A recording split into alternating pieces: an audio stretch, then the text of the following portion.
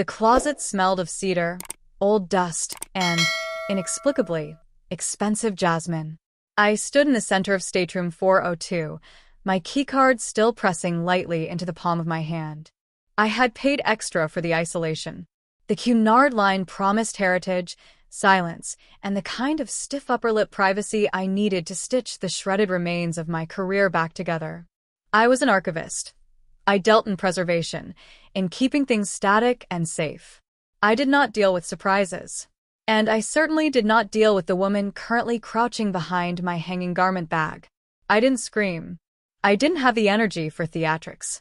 I simply reached out, my movements deliberate, and slid the hangers aside. She looked up at me like a deer caught not in headlights, but in the crosshairs of a rifle. She was huddled on the floor, knees pulled to her chest, wearing a silk robe that looked far more costly than my first car. Her hair was a riot of dark curls, tumbled and chaotic, and her eyes were wide, dark, and terrified. "You're not room service," I said. My voice was flat, devoid of the adrenaline that should have been coursing through me. "Please don't call security," she whispered. Her voice was husky, breathless. She scrambled to stand, tangling the hem of the silk robe around her ankles before finding her footing. She was taller than she looked on the floor, though still shorter than me. "I can explain." "Well, I can't fully explain, but I can apologize." "This is stateroom 402, I stated, checking the room number on the brass placard inside the door, then looking back at her. "I have the receipt." "I know. I'm 404. Next door." She gestured vaguely at the wall. I heard the door click. I thought you were the press. Or my mother's assistant." I panicked. The balcony divider is surprisingly easy to cross. I stared at her. "You climbed the balcony partition?" "It was an emergency." She offered a smile then, bright and disarming, entirely too wide for a woman who had just broken into a stranger's room. "I'm Nora." "You're trespassing," I said. "And you're incredibly calm for someone who just found an unexpected guest in their closet." She took a step toward the balcony door, her hand resting on the latch. "I really am sorry. I just needed 5 minutes of not being found. You look like someone who understands the value of silence." I tightened my grip on my carry-on bag. I did understand silence. I coveted it. And this woman was a walking, breathing disruption. "Get out," I said quietly. Nora paused. She looked at me, really looked at me, her gaze sweeping from my severe bun to my sensible traveling shoes. A spark of amusement lit her eyes, replacing the fear. "You have a smudge of ink on your cheek," she murmured. Before I could react, she slipped out the glass door, scaling the railing back to her own sanctuary with the grace of a trapeze artist, leaving me alone with the scent of jasmine and the sudden, irritating realization that my heart was beating faster than it had in months. The Atlantic was a gray, churning slab of slate outside the glass. I sat in the armchair, a first edition manuscript on my lap, but the words were blurring into meaningless shapes. The walls of the ship were solid, built to withstand hurricanes, but they were not built to withstand the unignorable presence of Nora. For the last 2 hours, I had heard the muffled thud of footsteps pacing. Stateroom 404 was restless. I closed the book, resting my head against the high back of the chair. My mind, usually a neatly categorized filing cabinet, was cluttered with the image of her in that closet. It was the contrast that stuck with me, the elegance of the silk against the dusty floor, the fear in her eyes against the boldness of her smile. I walked to the balcony doors. I shouldn't go out. The wind was picking up, whipping the white caps into a frenzy. I unlocked the latch and stepped out. The roar of the ocean was deafening, a white noise that usually soothed me. I gripped the railing, the cold metal biting into my skin. "You're still wearing the same clothes." I didn't jump, but my shoulders tensed. I didn't turn my head. I stared straight out at the horizon. "It's been 3 hours, Nora. Most people don't change for afternoon tea." "I do." I turned then. She was leaning against the partition that separated our balconies. She had changed. The silk robe was gone, replaced by a crimson dress that stood out against the gray weather. She held a crystal tumbler in one hand, the amber liquid tilting slightly as the ship rolled. "You're going to catch a cold," I said. "And you're going to catch a headache if you keep frowning like that." She took a sip of her drink, her eyes locked on mine. "I never got your name." The closet incident was a bit rushed. "Quinn. Quinn." She tested the name, rolling it around her mouth like the bourbon she sipped. "It suits you. Sharp. Efficient. Is there a reason you're seeking me out, or is this just your default setting?" Nora laughed. The sound was swallowed by the wind, but I saw the way her throat moved, the way her head tilted back. "I'm not seeking you out. I'm fascinated. You didn't ask who I was." "I don't care who you are." It was the truth. I assumed she was some minor celebrity or a socialite, the kind of person who graced the pages of magazines I never bought. To me, she was just noise. Nora's smile faltered, just for a fraction of a second. "Ouch." "Honesty. I like that." She leaned slightly over the railing, her presence feeling closer. "I think we got off on the wrong foot, Quinn. Let me make it up to you. Dinner? My treat. To apologize for the invasion of privacy. I prefer to eat alone." Everyone prefers to eat alone until they realize the breadbasket is too big for one person. I looked at her, really looked at her for the second time. The wind whipped her dark curls across her face. She brushed them away with an impatient hand. Beneath the makeup and the expensive dress, there was a slight tightness in her grip on the glass. She was terrified of something. The silence of her own room, perhaps. "I'm an archivist," I said, the non sequitur slipping out before I could stop it. "I restore damaged things. I don't have the patience for things that are intentionally unsteady." Nora went still. The playful mask dropped, revealing a sharp, intelligent assessment. "Maybe I'm not unsteady," she said softly. "Maybe I'm just seeing how much I can adapt." She raised her glass in a mock toast, then retreated into her room, sliding the glass door shut. I stayed on the balcony until my hands were numb, wondering why the silence next door suddenly felt so lonely. The ship was a floating city, a labyrinth of gilded railings and velvet carpets. I spent the morning in the library, a sanctuary of mahogany and leather. I was restoring a digital scan of a 17th century map on my tablet, finding comfort in the rigid lines of longitude and latitude. "You're doing it again." I didn't look up from the screen. "Doing what?" "Frowning at history." Nora pulled out the chair opposite me and sat down without asking. She was wearing oversized sunglasses and a scarf wrapped around her head, looking like a caricature of a film star incognito. "It's a map," I said, finally looking up. "And this is a quiet zone." I'm whispering. She wasn't. She leaned forward, pulling her sunglasses down her nose to peer at my tablet. "Where are we going?" "Nowhere. This map is 300 years old. The coastline doesn't even look like this anymore." "That's sad," she mused. "To be so sure of the world, only to have the ocean wash it away." I capped my stylus, realizing I wasn't going to get any work done. "What do you want, Nora?" "I'm hiding." "Again?" "My mother is on the ship." "Well, her spy is. A dreadful woman named Mrs. Halloway who thinks her sole purpose in life is to report my caloric intake and social interactions back to headquarters." Nora picked up a heavy book from the table, examining the spine idly. "I need a shield. You look sturdy." "I am not a human shield." "You're a wall, Quinn. A beautiful, impenetrable wall. Just let me sit here and pretend we're deep in conversation about whatever it is archivists talk about." "Dust. Provenance," I corrected, feeling a reluctant twitch of amusement at the corner of my mouth. "Provenance," she repeated, tasting the word. "Origins. History." She looked at me then, her gaze cutting through the professional detachment I wore like armor. "What's your provenance, Quinn? Where do you come from?"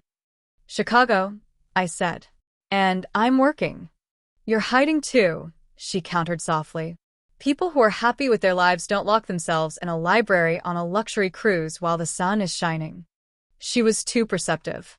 It was irritating. It was disarming. I had a setback. I admit it, the words feeling foreign on my tongue.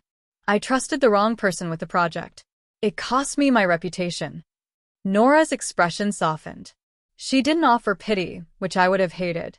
She offered solidarity. Betrayal is a nasty business. It leaves a stain. Yes. So, we're both running. She sat back, crossing her legs. I'm running from a future I didn't choose, and you're running from a past that burned you. We're quite a pair. We are not a pair, I insisted, though the protest lacked heat. Not yet, she murmured. She reached across the table, her fingers brushing briefly against my wrist. The contact was fleeting, but it sent a faint jolt through me. But it's a long voyage, Quinn. And the ocean does strange things to people's inhibitions. She stood up, adjusting her scarf. I'll see you at dinner. And don't say you're eating alone. I've already told the maitre d' that my fiancé is joining me. My jaw dropped. Your what? Fiancé. It keeps the suitors away. Don't be late. She walked away, her hips swaying with a natural rhythm that turned heads in the quiet library. I looked down at my wrist, where her fingers had touched me. The skin felt warm. I should have corrected the maitre d'. I should have demanded a separate table. But when I arrived at the dining room, seeing Nora sitting alone at a secluded table by the window, looking small against the vast backdrop of the night ocean, I couldn't do it. She was wearing emerald green tonight.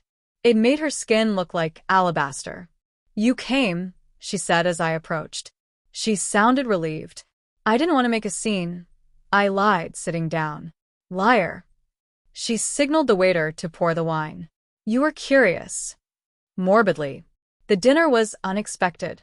I expected chatter, superficial gossip. Instead, Nora asked about my work.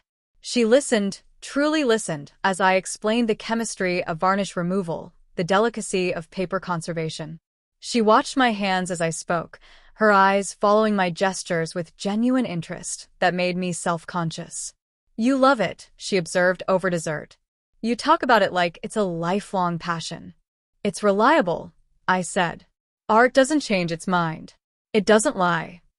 Art is the biggest storyteller of all, she countered, leaning forward, her chin resting on her hand. It's a perspective, a shaping of reality to make us feel something, just like this. She gestured to the room, the crystal, the gown she was wearing. It's all performance. Is that what you are? I asked, boldened by the wine. A performance? Nora went quiet. She looked out the window at the black water. Mostly. It's safer that way. If you give people a show, they don't look behind the curtain. I saw behind the curtain. I reminded her. In the closet. She looked back at me, her eyes dark and unguarded. Yes. You did. The silence that stretched between us wasn't comfortable, but it wasn't hostile either. It was charged. A magnetic field pulling two polar opposites together. Dance with me, she said suddenly. I don't dance. Everyone dances. Some just do it badly. She stood up, extending a hand. Come on, Quinn. Break a rule. The world won't end. I hesitated. My brain screamed no. My career, my carefully reconstructed stability, depended on control. But looking at her hand, slender, determined, waiting, I felt a crack in the foundation. I took her hand. Her skin was cool, her grip firm. She led me to the small dance floor where a piano player was working through a slow jazz number. She stepped into my space, bringing with her that scent of jasmine and quiet daring. Place your hand on my waist, she instructed softly. I did. The silk of her dress was smooth under my palm. We moved in slow, careful rhythm, close enough to feel the rhythm of each other's breathing. I was stiff, rigid, holding myself back. Nora was fluid, melting into the music, guiding me gently. Relax, she breathed against my ear. Her breath brushed my neck, sending a faint shiver down my spine. I can't, I said. If I relax, I lose focus. What are you focusing on? You. She pulled back slightly, looking into my eyes. The playfulness was gone. In its place was a raw, curious intensity. Good, she said. For the rest of the song. Neither of us looked away. The room blurred. The other passengers faded. It was just the pressure of her hand in mine, the steady beat of our steps, and the terrifying realization that I didn't want to let go. The days began to bleed into one another. The Atlantic was endless, a blue void that separated us from reality. We fell into a routine. Coffee on the balcony, reading by the pool, me fully clothed in linen, her in a modest bikini. Dinner. I learned that she was a dancer, formally trained but burned out by the industry's cruelty. I learned she laughed when she was nervous and went quiet when she was truly happy. She learned that I counted my steps when I walked. She learned that I hated the texture of velvet. She learned that I watched her when I thought she wasn't looking. But she always knew. One afternoon, a storm front moved in. The captain announced that the outer decks were closed. We were confined to the interior. The ship pitched and rolled, groaning under the assault of the waves. I was in my cabin, securing my luggage, when a knock came at the connecting door. I opened it. Nora stood there, barefoot, wearing an oversized sweater that swallowed her frame. The power flickered overhead. "I hate storms," she said, her voice small. "Come in."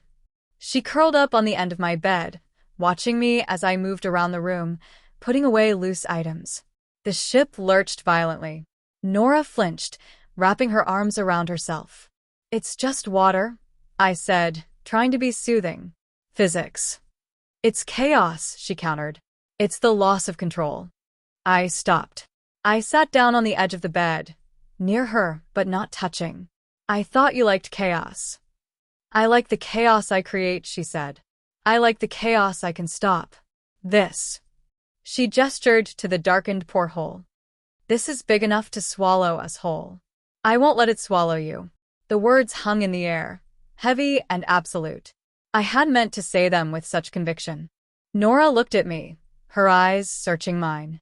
She shifted closer on the bed until she was sitting beside me. The air in the room felt thick with unspoken words. "Why do you do that?" she whispered. "Do what?" "Look at me like you're trying to figure out how to study me." "I'm an archivist," I said, my voice barely a whisper. "It's what I do." "I'm not fragile, Quinn." She reached out, her hand hovering near my face before dropping to her lap. "I'm just messy." "I like the mess," I admitted. She leaned in slightly. The ship rolled, bringing our shoulders together. My hand went to her arm to steady her. Her hand rested lightly on my knee. We froze. Our faces were inches apart. I could see the flecks of gold in her brown eyes. I could feel the rapid beat of her heart through her sweater. It would be so easy to close the gap, to embrace the uncertainty. But I didn't. I held her arm gently, steady and firm, an anchor in the storm. "Stay here tonight," I said, pulling back just enough to breathe. "On the sofa.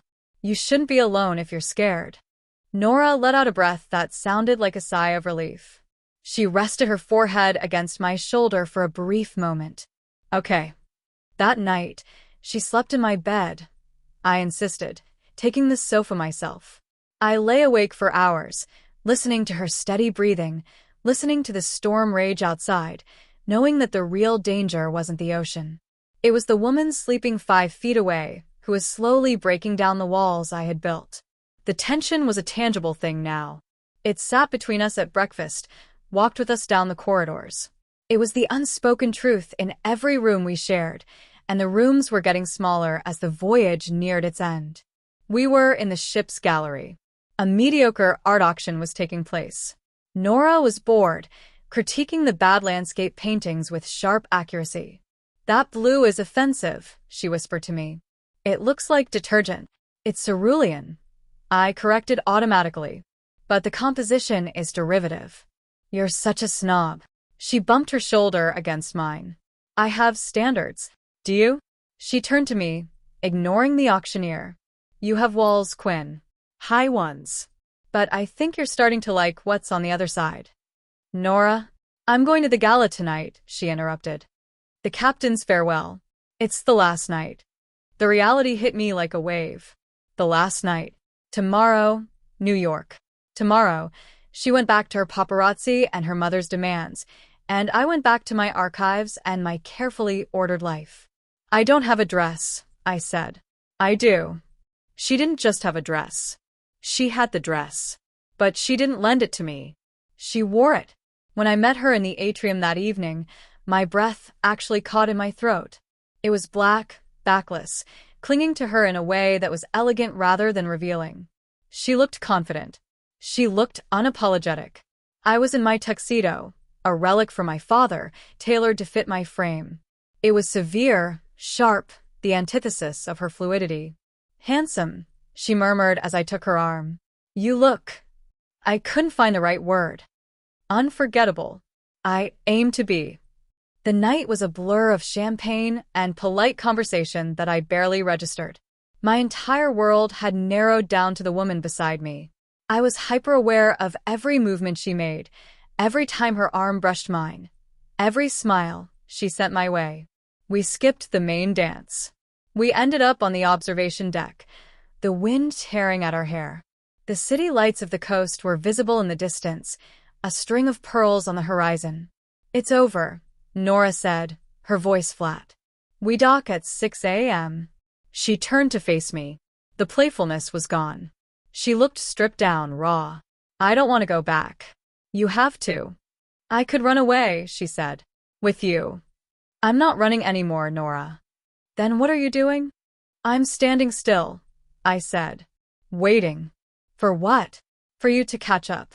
She stared at me, her eyes wide. Then she moved. It wasn't a graceful, cinematic moment. It was urgent. She grabbed the lapels of my jacket and pulled me forward. I'm here, she said fiercely. And then she kissed me.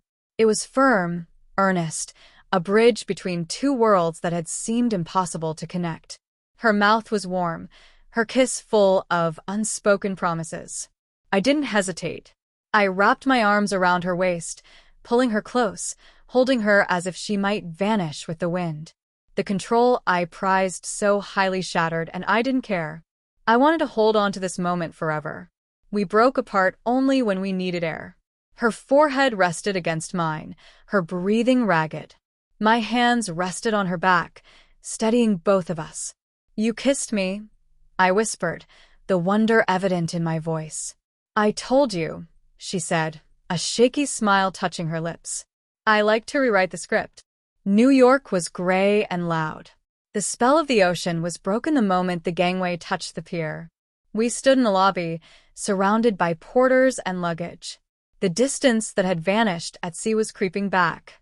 The walls I had let crumble were starting to rebuild themselves. My car's here, Nora said. She was wearing sunglasses again, shielding her eyes from the harsh light, and perhaps from me. Okay. Quinn. She reached out, gripping my hand one last time, her fingers tight around mine. This wasn't just a ship thing. For me. I squeezed her hand, hoping she could feel the truth in the gesture. I know. For me neither. I have to deal with the mess, she said. The fake fiancé. The mother. The press. It won't be easy. I know. It might take time. I'm patient, I said. I'm an archivist. We wait for what's worth preserving. She laughed, a wet, shaky sound. She leaned in and kissed my cheek, lingering near my ear. Check your pocket. Then she was gone, swept away by a phalanx of security guards and assistants. I watched her go, a splash of color in a gray world, until she vanished through the doors. I walked outside, the city noise assaulting my ears. I hailed a cab. As I sat in the back seat, watching the skyline pass by, I reached into my coat pocket. My fingers brushed against a piece of heavy cardstock. I pulled it out.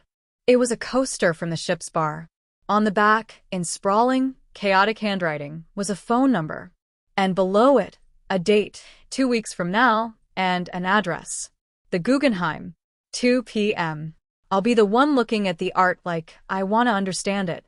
I smiled, leaning my head back against the seat. The map of my life had shifted, its lines no longer rigid and unchanging.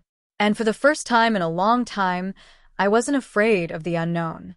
I was looking forward to the adventure.